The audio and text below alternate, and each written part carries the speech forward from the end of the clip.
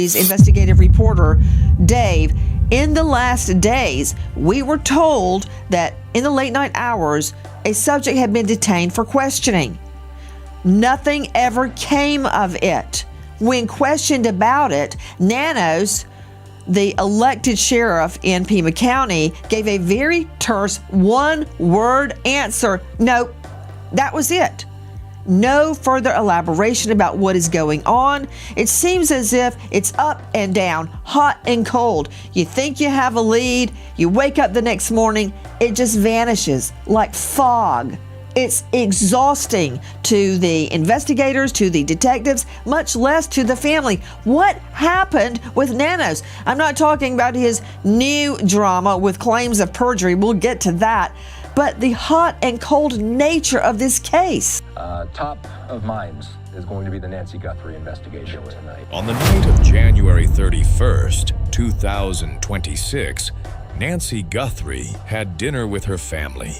Her son-in-law, Tommaso Cioni, drove her home to the Catalina foothills neighborhood of Tucson, Arizona. She walked inside. The door closed behind her. That was the last time anyone who loved her saw her walk through that door. The next morning told a story nobody wanted to read. Blood on the front porch, her phone still inside the house, her daily medication untouched, her car exactly where she left it. Nancy Guthrie was gone. She is 84 years old. She is Savannah Guthrie's mother. She is the woman whose disappearance put a doorbell, camera image of a masked man in front of the entire world. That masked man carried a backpack. He wore gloves. He held a flashlight in his mouth. The FBI released that footage in February and told us he was responsible. More than 90 days later, that man has no name. No arrest has been made. By the end of this video, you will know exactly what evidence exists that can identify him, and you will know precisely who stood between that evidence and the agency built to process it. If you have been following this case, subscribe right now. Every confirmed development on this investigation lands here first. 93 days, no suspect named, no arrest made, no answer given to a family that has been waiting every single morning in silence. But this week, a senior official at the Federal Bureau of Investigation posted a public statement that changed everything. And it named a decision that should stop every person following this case completely cold. What that decision was and what it cost Nancy Guthrie starts right now. The crime scene told a story. The question is whether the right people were ever allowed to read it. Here is Promise 1, delivered. The evidence that exists right now to identify the man on that doorbell camera. When investigators processed Nancy Guthrie's home in early February, they found DNA, genetic material from an unknown male recovered from inside the house. Sheriff Chris Nanos confirmed it publicly. That unknown male had no documented reason to be inside that home.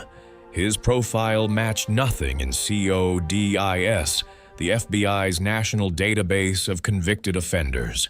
He was a stranger, and his DNA was on the surfaces of an 84-year-old woman's home on the night she vanished. That confirmation pointed the investigation toward investigative genetic genealogy. This is the same forensic technique that identified the Golden State Killer after more than 4 decades. It works by generating a specific genetic profile called a SNP profile from crime scene DNA. That profile gets uploaded to consumer genealogy databases. Partial matches with distant relatives build a family tree. That family tree leads back to one person. It has worked in hundreds of cases. It was ready to work here. The obstacle was the nature of the sample itself. Blood deposited on surfaces inside a home where someone has lived for decades does not exist in isolation. Nancy's own DNA built up across years of daily living, competed directly with the unknown male's material.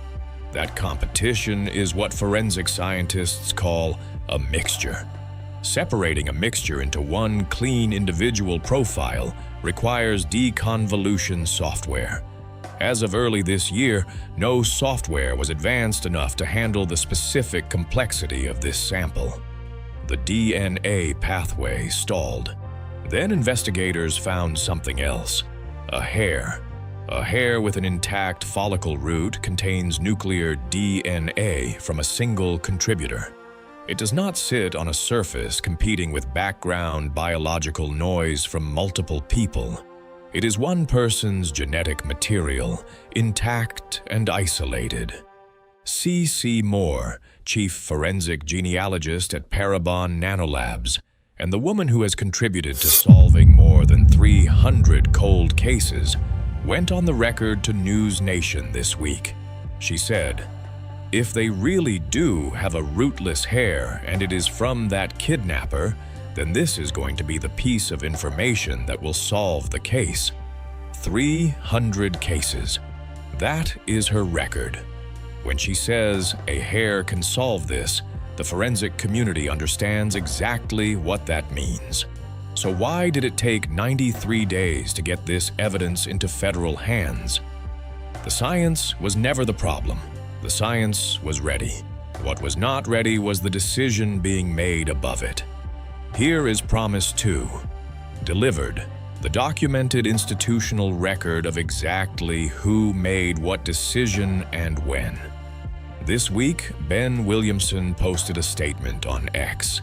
His title is Assistant Director for Public Affairs at the Federal Bureau of Investigation. His name is on it. His title is on it.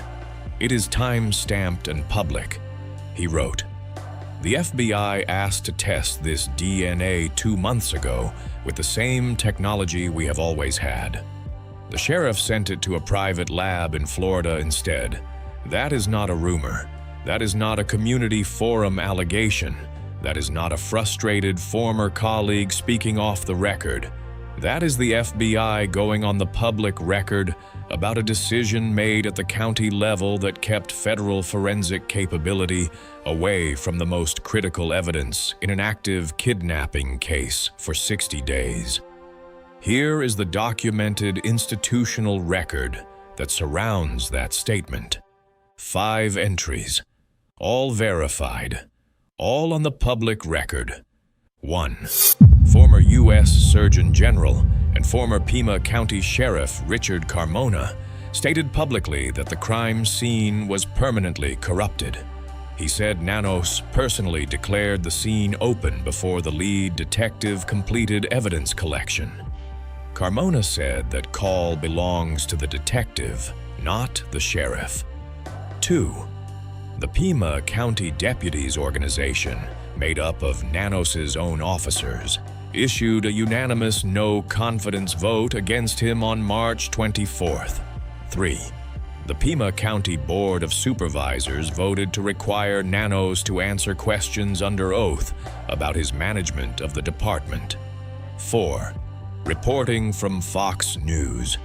Digital and News Nation confirmed the sergeant initially placed in charge of the homicide unit had never personally investigated a homicide before leading this case.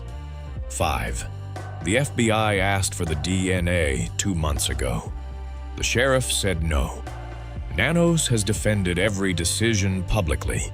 He said he had no regrets. He called the criticisms silly. That defense is now sitting in the public record alongside Ben Williamson's time-stamped statement. Right now, I want your answer in the comments. Do you believe those 60 days made a difference to where Nancy Guthrie is tonight? So where does the investigation actually stand right now?